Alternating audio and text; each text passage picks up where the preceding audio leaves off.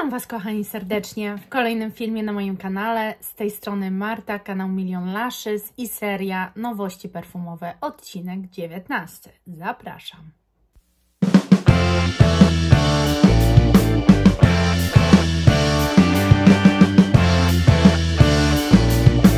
Zacznę te nowości od produktu nowego, nowej też marki, tylko tu są jakieś dziwne zależności, o których ja bym nie chciała mówić. W każdym razie to nie jest tak, że powstała marka Messi, bo o tym zapachu będę mówiła, ale chodzi bardziej o to, że on współpracuje z Game On, z Chemist, dystrybutorem, który ma jakby rozsieciować to po świecie, ale w ogóle tym się teraz nie będziemy zajmować, kto od czego, dlaczego jest, co to jest w ogóle Game On. Też nie będę Wam tego tłumaczyć, bo to nie jest wtedy o zapachach. Game On nie zajmuje się stricte zapachami. Jeżeli chodzi o markę Messi, Leo Messi po prostu wypuścił swój pierwszy zapach. Nie wypuścił, już się poprawiam. Ogólnie zaprezentował go w styczniu tego roku, ale do sprzedaży i do punktów trafi on dopiero 10 października. On ma wtedy urodziny. Także jest to wszystko stricte zaplanowane, jak widać. Buteleczka jest ok, taka bardzo robotowa, nie wiem jak to nazwać, bardzo taka AI bym powiedziała, ale niby buteleczkę zaprojektował sam Leo Messi. Jaka jest prawda? Nie wiem, czy się dowiemy. Zapach, słuchajcie, opis zapachu jest dla mnie śmieszny. I nie dlatego, że ja jestem uprzedzona, że Leo Messi się wziął za perfumy, bo chyba każdy szuka kolejnej odnogi biznesu. Być może on się po prostu faktycznie, niby jest cytat jego podany, że on się zawsze perfumami interesował. Ale słuchajcie, kto się też tak naprawdę dzisiaj zastanówmy, może nie to, że interesuje zapachami, ale kto nie lubi ładnie pachnieć, kto nie ma jakichkolwiek zapachów w swojej kolekcji. Ja nie wiem, czy ja znam kogoś takiego, kto kompletnie nie...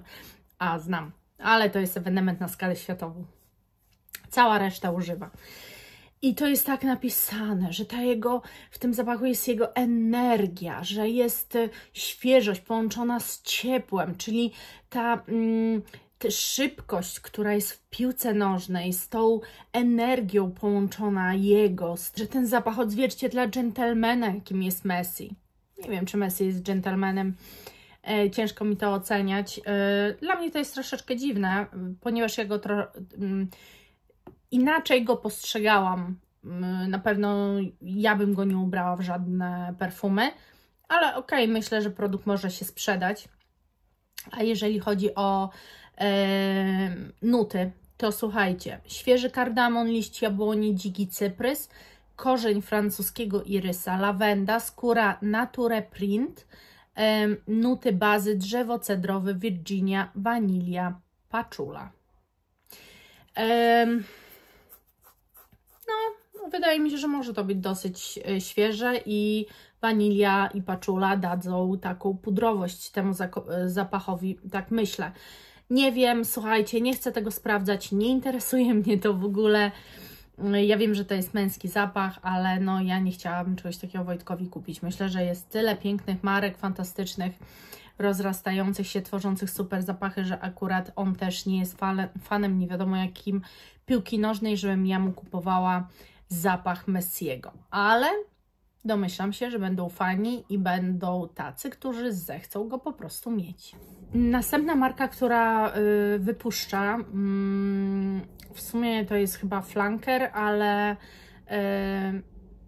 ja bym go jednak tak nie skategoryzowała, biorąc pod uwagę, że chyba wiem, jak ten zapach podstawowy przynajmniej pachnie, ale to zaraz. Chodzi o markę Chloe, a zapach, jaki wypuszczają, to jest Chloe L'Eau de Parfum Intense. I teraz tak, ten zapach dla mnie jest mydlany. Dla mnie to jest zapach czystości. Ja nie cierpię tego zapachu. To jest jeden z właśnie, bo generalnie są pewne zapachy czystości, które są w stanie u mnie przejść. Ten absolutnie nie, to jest świeże pranie, to jest coś, czym ja no, nie chciałabym, nie lubię, nie chcę, nie myślę o tym, żeby czymś takim pachnieć. Dlaczego mówię, że chyba to nie jest do końca flanker, chociaż posługują się nazwą podstawową ich zapachu?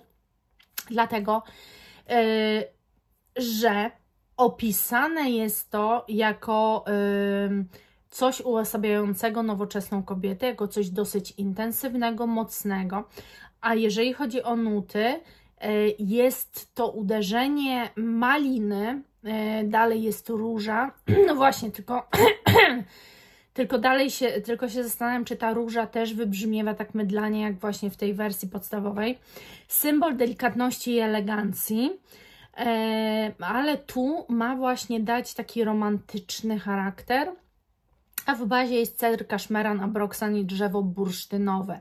Jest to opisywane jako kobieta ambitna, dla kobiet ambitnych, z osiągnięciami, coś, co jest ekspresyjne. Wybaczcie mi, ale Chloe podstawowe, te dla mnie takie czyste, mydlane, nie jest absolutnie ekspresyjne.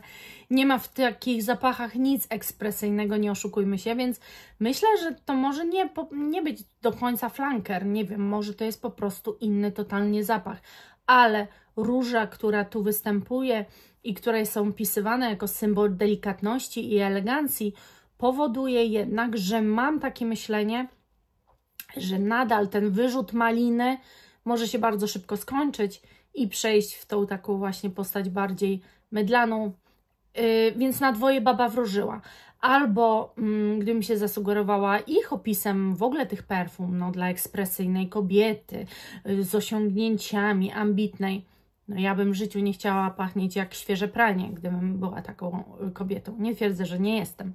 Także nie wiem, co tutaj autor miał na myśli i tak naprawdę jak mam to odczytywać.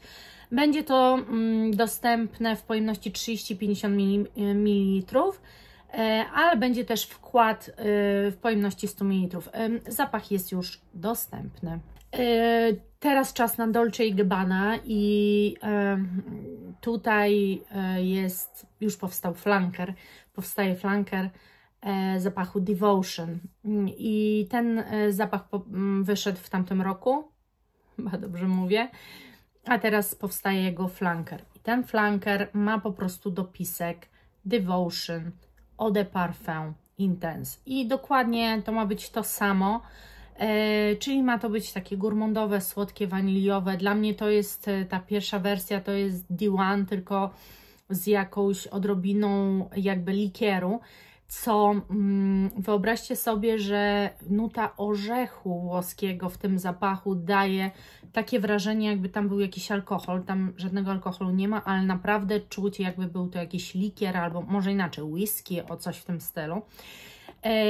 Ponoć ten zapach zrobił ogromną furorę i sprzedał się w ogromnych ilościach, dlatego tak szybko zrobili już flanker. I dlatego też zrobili flanker typu Intense, ponieważ zintensyfikowali ten zapach najbardziej jak to było możliwe, po to, żeby wszyscy byli zadowoleni, którym ten zapach przypadł do gustu, ale nie wiem, mieli jakieś ale do trwałości albo do wyczucia, żeby po prostu może lepiej jeszcze był wyczuwalny, bo komuś tak bardzo się podoba.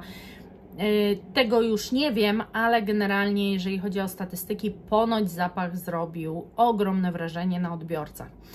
I no, ten zapach otwiera orzech laskowy, w sercu jest kwiat pomarańczy, a później jest wanilia, która po prostu dodaje tej słodyczy. Dla mnie, tak jak mówię, jest to D1 z odrobiną właśnie jakby alkoholu, a jest to tak naprawdę ten orzech włoski. No właśnie. Marka Hermès po raz kolejny nas w tym roku zadziwia, dlatego że wydaje dosyć dziwny zapach i tak naprawdę mówi się, nikt jej o to nie prosił, a perfumiarka Nigel jednak to zrobiła. Oni mają taki zapach Terre d'Hermès I to ma być może nie kopia, ale odpowiednik tego zapachu Terre d'Hermès, z tym, że jego nazwa to jest barenia. Słuchajcie, nazwa barenia jest od skóry cielęcej. I ten zapach taki ma być. Co mnie troszkę przeraża, może nie, ale na pewno intryguje i ciekawi. Generalnie zapach ma być szyprowy, czyli bergamotka, no to taki stały punkt, ma być drzewo dębowe, wianecznik koronowy, paczula, synsepalu słodki. To jest, słuchajcie, synsepal słodki, to jest owoc. I ten owoc powoduje, że jeżeli macie coś kwaśnego, to po zjedzeniu czegoś kwaśnego od razu, jeżeli zjecie ten owoc, ten kwas cały przemija i zaczyna coś być słodkie. Więc generalnie mają to być, podejrzewam, bardzo świeży zapach. Czy to jest coś dla mnie? Nie wiem. Wydaje mi się, jeżeli w ogóle chodzi o butelkę, to jest to przepiękne. Butelka przywołuje, słuchajcie, takie grube bransoletki skórzane, które były z ćwiekami. To przywołuje ta butelka. Butelka bardzo mi się podoba, wszystko jest super, ale myślę, że zapach generalnie po prostu nie jest dla mnie. Marka Guess wypuszcza męski zapach z kolekcji Uomo. To jest taka seria w sumie. To będzie już trzeci zapach w tej kolekcji z końcówką Intense.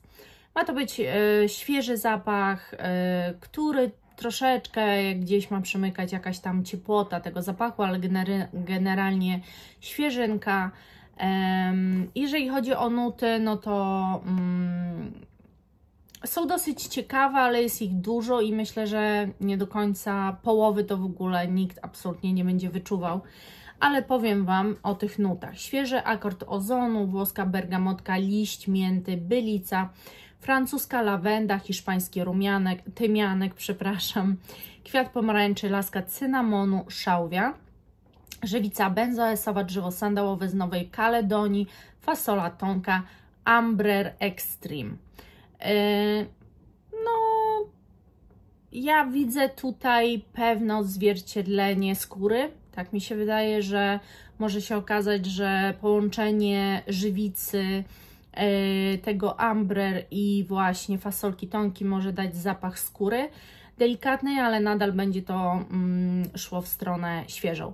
Ja marką Guess się kompletnie nie interesuję, nie jest ona w kręgu moich zainteresowań, także dajcie znać, co Wy myślicie i czy macie jakieś zapachy Guess, jestem bardzo ciekawa.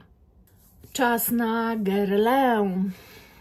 Widziałam już na ich stronie, wiedziałam, że nadchodzą nowości i to nie jest ta wersja, to jest też wersja Allegoria, ale to jest już taka wersja bardzo mocna, bym powiedziała. Oni mieli taką serię Le Absolu d'Orient i z tej serii będą przemycać zapachy do nowej serii, którą tworzą, nowej linii, którą tworzą, to jest Absolus Allegoria, czyli buteleczki będą takie same jak w Aqua Allegorii, natomiast no nie można tego pomylić. Aqua Allegoria generalnie kojarzy nam się ze świeżymi zapachami, z czymś letnim, fajnym, miłym, przyjemnym.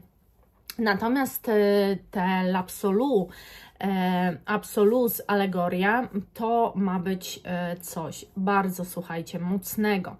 Ma to być podróż po świecie, po różnych jego zakątkach, ma opowiadać historię przyprawowości danego miejsca na ziemi, bądź może jakieś udowe historie. Na razie w tej kolekcji wychodzą 3 zapachy, to jest Santal Royal, Rosa Amira, Cuir Intense. Jeden to jest właśnie taki bardziej skórzany, tytoniowy też, to jest ten Santal Royal. Queer Intense to jest bardziej taka historia przyprawowa, udowa, bardzo mocne kompozycje, wydaje mi się. No i Rosa Mira, no to po prostu kompozycja tak naprawdę bardzo różana i niestety wydaje mi się, że ta kompozycja to będzie stricte zapach wody różanej, czego ja no nie mogę tego znieść zapachu, po prostu nie lubię bardzo.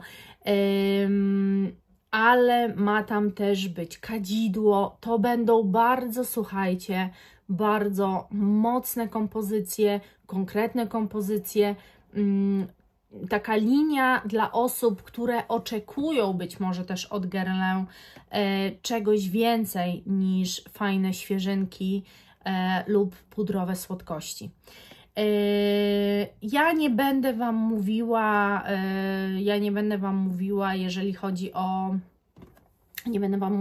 chodzi o nuty, dlatego że teraz mówimy o tym, że wychodzą jakby takie 3 nowe zapachy, ale z tego właśnie L'Absolu d'Orient, tej takiej linii serii, którą mieli, wchodzi też Patchouli Ardent, wchodzi Oud Essential, no jest generalnie, ta kolekcja będzie bardzo taka obszerna, tak z tego co widzę wychodzi. Także nie będę się zagłębiała w nuty, mniej więcej Wam opowiedziałam o co tu chodzi, o jaką też historię chodzi Guerlain poprzez tę linię, co chcę opowiedzieć i co chcę pokazać.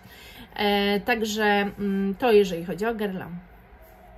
Teraz coś o zapachu, który ja bardzo lubię i który uwielbiam nosić latem i już nieraz Wam mówiłam, że jest to zapach ukochany przez panów z Zubera. Chodzi o Bose Alive. Wychodzi nowy zapach w tej całej już kolekcji Alive, to będzie 4. zapach i to będzie Absolu Parfum Intense. Mamy już Alive Eau de Parfum, który powstał w 2021, każdy kolejny sukcesywnie do dzisiaj. Alive Intense, Alive Parfum i właśnie Absolu teraz.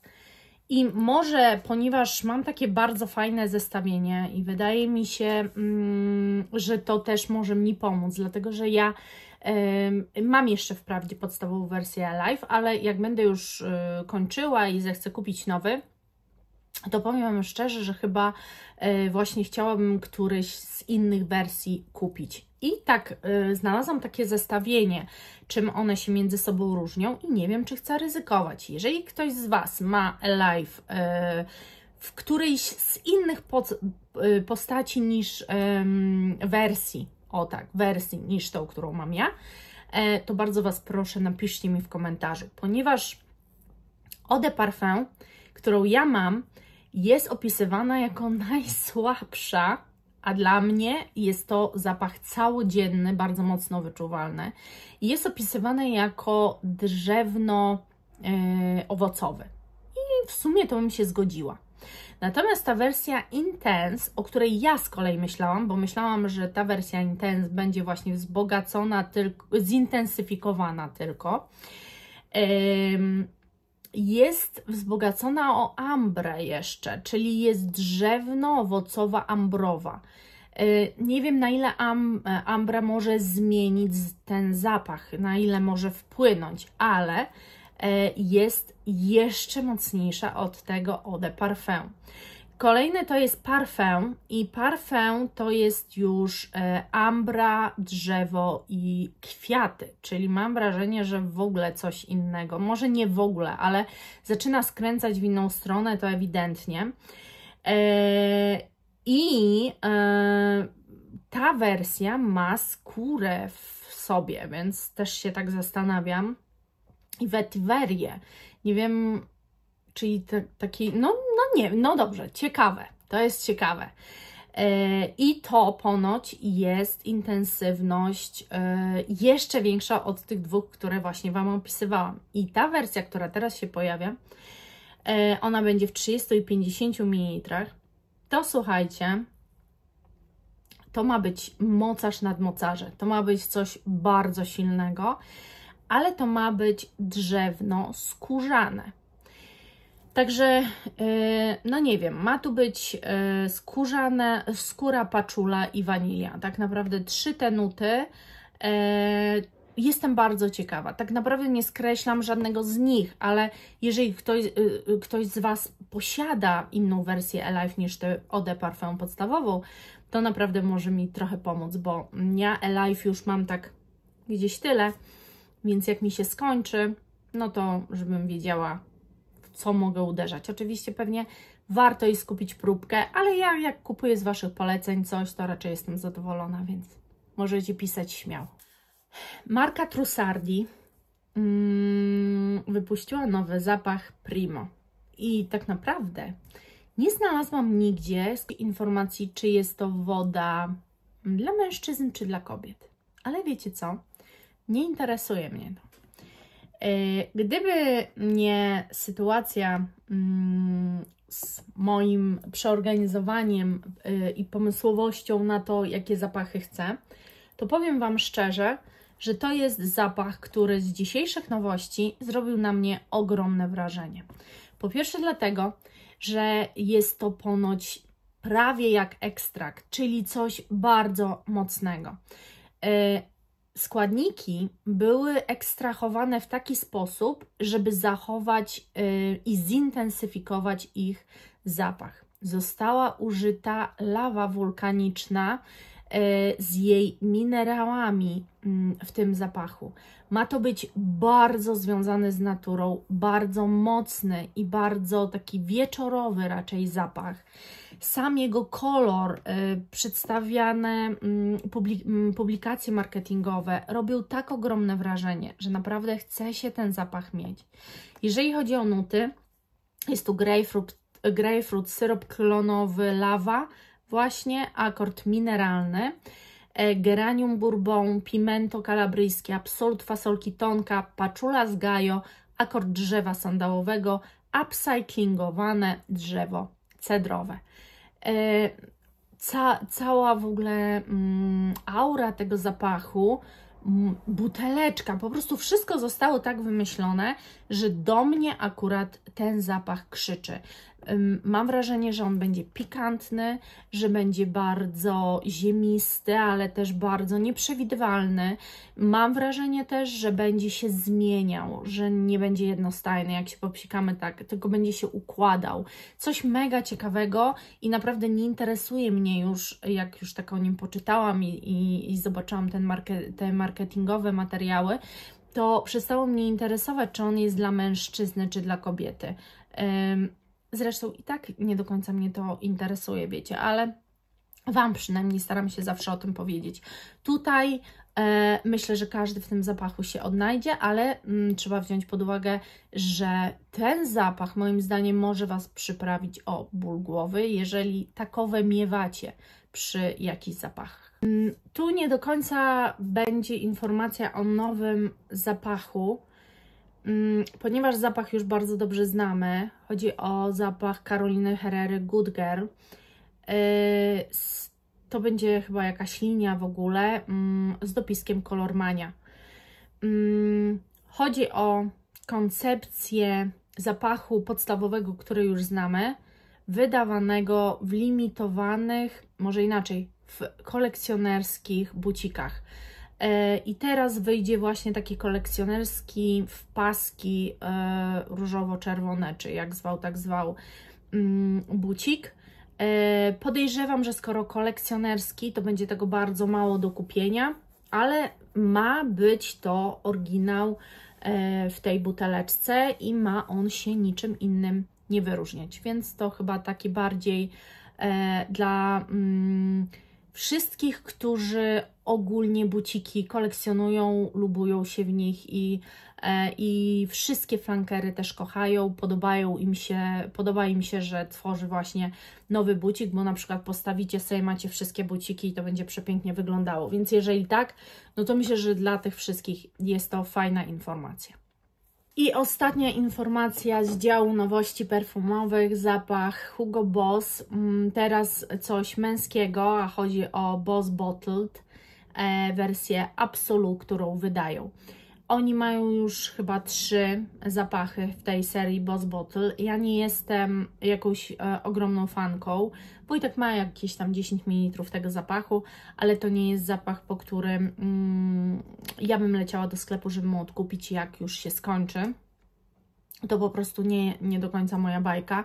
Ogólnie z Hugo Bossem mam takie dziwną relację, że tak naprawdę oprócz Alive i Deep Red, który sobie kupiłam, który, no, jeżeli chodzi o jakość, trwałość jest dla mnie dosyć taka słaba, ale zapach jest ok, to nie mam nic i za bardzo po tę markę nie sięgam, ani nie jestem nią jakoś bardzo zaciekawiona.